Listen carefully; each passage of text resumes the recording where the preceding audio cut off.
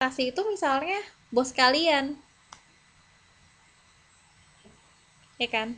Nah, sedangkan ini presentasi adalah kegiatan menyampaikan sesuatu dengan tujuan tertentu. Jadi presentasi itu biasanya sifatnya spesifik. Kayak ini contohnya, saya menyiapkan presentasi untuk modul 7.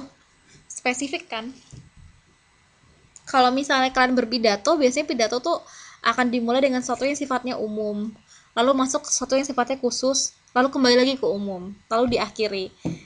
Beda dengan presentasi.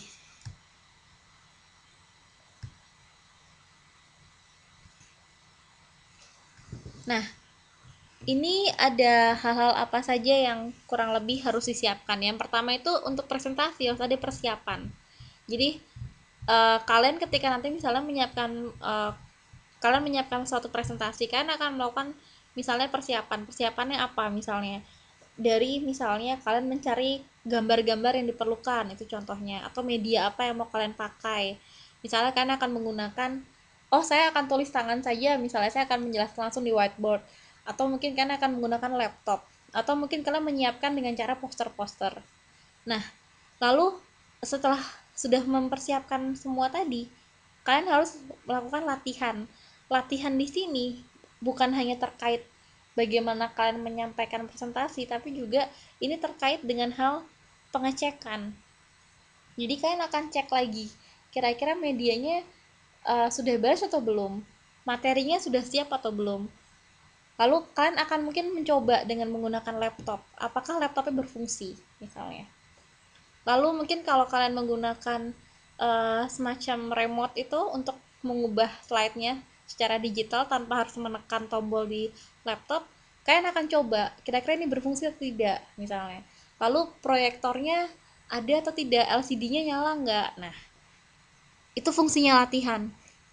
Lalu bagian presentasinya. Di sini terkait dengan teknik presentasi itu sendiri.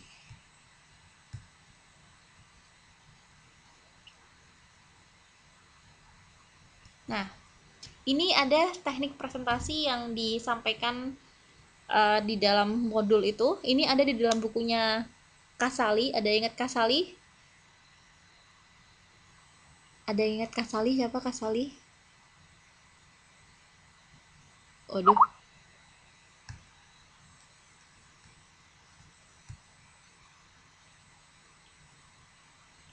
Oke, ingat siapa itu Kasali?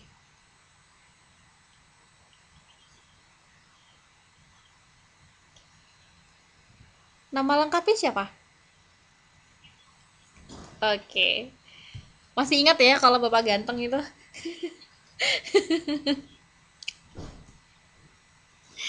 Oke, nah teknik presentasi ini meliputi dari penggunaan kata-kata. Jadi kata-kata yang mau digunakan itu juga harus sesuai dengan apa yang mau kalian presentasikan misalnya.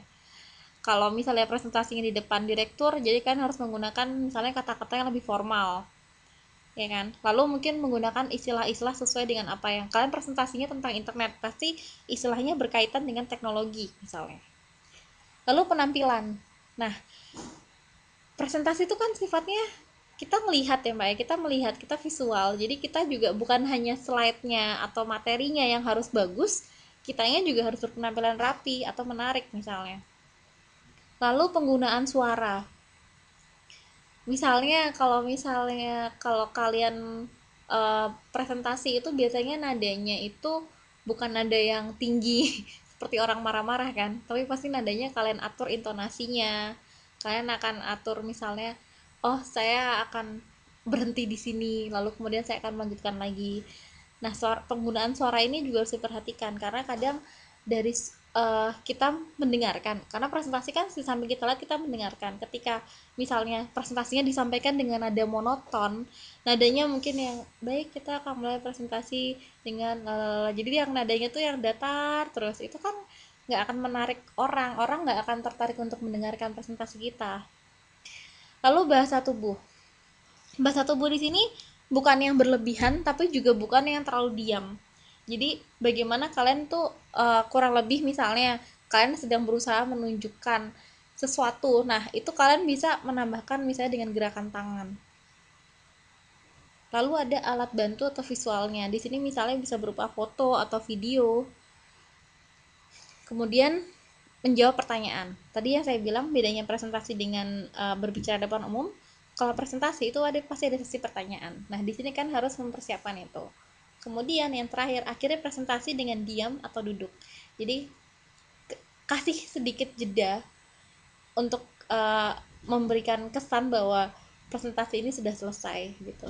Jadi jangan langsung kalian sudahi begitu saja. Harus ada semacam attitude gitu, gerakan untuk menyatakan bahwa ini sudah selesai dengan diam atau duduk.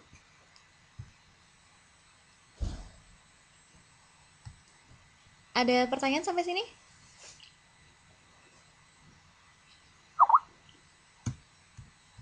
Oke, lalu ada berbicara di muka umum. Nah, berbicara di muka umum ini bentuknya public speaking dan pidato. Tadi kita sudah bilang. Nah, berbicara depan muka umum ini menjadi salah satu cara tercepat dan paling berkesan untuk menyampaikan informasi kepada publik. Contoh misalnya, pidatonya SBY, ya kan? Ketika misalnya mau ada misalnya kemarin tsunami, lalu SBY langsung membuat pidato disiarkan oleh seluruh televisi Indonesia. Dia menyampaikan bahwa misalnya terjadi suatu bencana dan kita misalnya rakyat Indonesia harus bersatu dan mungkin mulai untuk mengumpulkan apa yang bisa kita bantu untuk misalnya saudara kita di Aceh. Nah, dengan pidato yang mungkin hanya sekitar 5 menit atau 10 menit, tapi kita dapat informasi dan kita tahu apa yang harus kita lakukan, ya kan? Itu makanya dengan pidato tadi itu satu cara tercepat dan paling berkesan untuk menyampaikan informasi kepada publik. Dibandingkan kalau misalnya dengan cara kalian harus kasih poster panjang gitu kan, koran mungkin harus baca dulu atau mungkin korannya harus dibeli dulu. Nah, kalau pidato kan kalian cukup melihat dan hanya mendengarkan apa yang disampaikan dan biasanya itu tidak lama, tapi kalian dapat informasi yang dibutuhkan.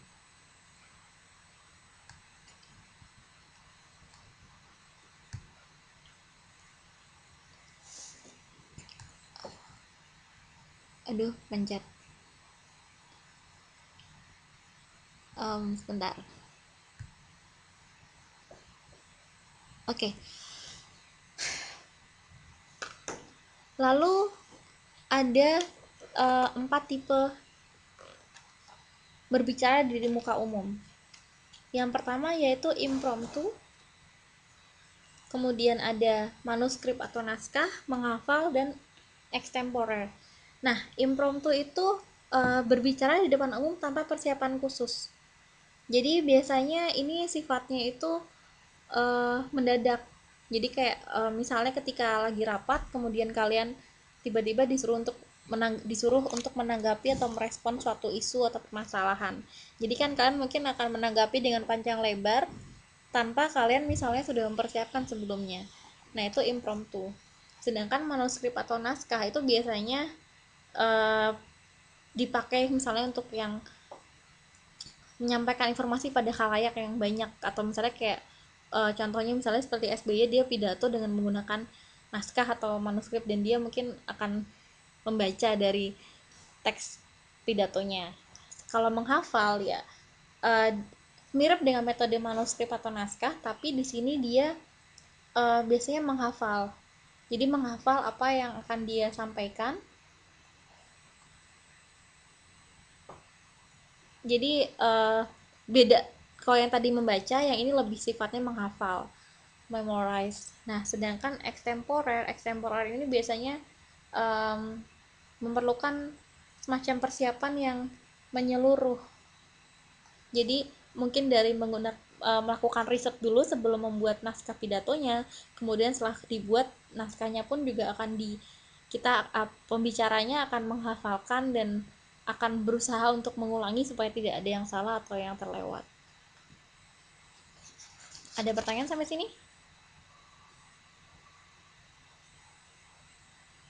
Jadi bisa bedakan antara lobby, negosiasi, presentasi, dan berbicara di muka umum. Ada pertanyaan? Jelas?